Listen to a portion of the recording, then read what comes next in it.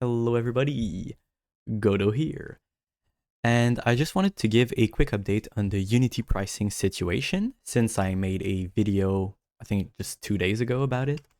There's actually already been an update from Unity. I think they were getting so many negative feedback on their new pricing that they, justifyingly felt that they really needed to write an open letter to the community by Mark Whitten.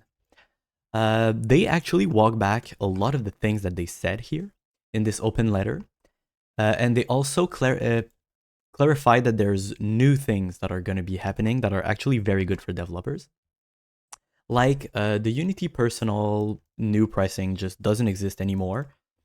It used to be that if you made $100,000, you needed to upgrade to Pro. Now it's going to be at 200,000, but there's no runtime fee for personal anymore. It's really just at some budget you have to upgrade to Pro, which was the smartest move considering the new pricing, by the way.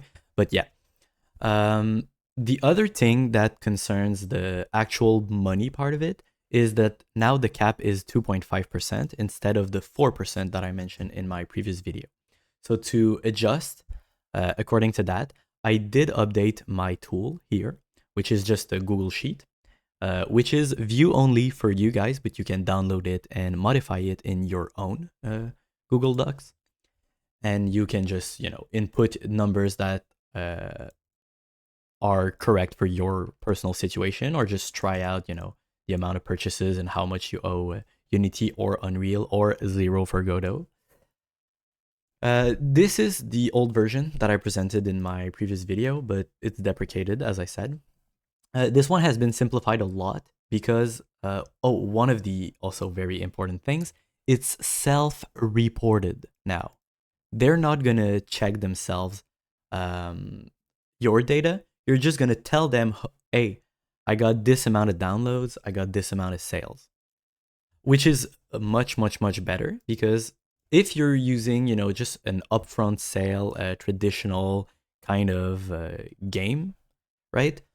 Then you can just tell them how many units you've sold instead of them checking for every single download. As you can see previously, one of the big variables was downloads per purchase if you wanted to check a worst case scenario. Now, there's no worst case. Well, I mean, there's a worst case where everything is sold at the same time, but because you go above the $1 million for 12 months, but right, it's just the amount of purchases. There's no downloads per purchase. It's just amount of purchases, which lowers significantly the percentage you're actually gonna have to pay to Unity.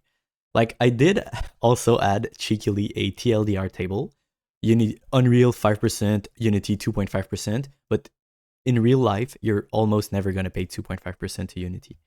So, and for most people, it's actually going to be 0. Here, I said like what, 10 million sales or something crazy like that. Even a million sale, you owe Unity nothing except upgrading to Pro. And now there's only one column for Unity instead of Unity Personal and Unity Pro, because since you're paying nothing when you're personal, and as soon as you make 200,000, you're forced to go to Pro. What it does is basically, if I sell less, you still make over 8 million, over $2,000. Here you make just $100,000 with your game, so 0. You don't even have the cost of your team, right? So now, if you sell double, you make 200,000. You're fine, but 200,000. But the second you sell one more unit, boom, you're forced to upgrade to Unity Pro. And at that point, it's a big percent of how much money you make. And there's no cap on that one because it's just a flat cost for your amount of devs. But again, you're getting a better service in Unity Pro using that. If you want just a quick overview of this open letter and good opinions, you can check out this CodeMonkey video, Huge Unity News, which came out only not even a day ago. Link is going to be in the description, both for that and my tool. Also, I must admit that since since I've been watching this video from CodeMonkey, I realized that there's actually a tool made by Unity on their website, which is in beta right now, to see how much you owe them, basically.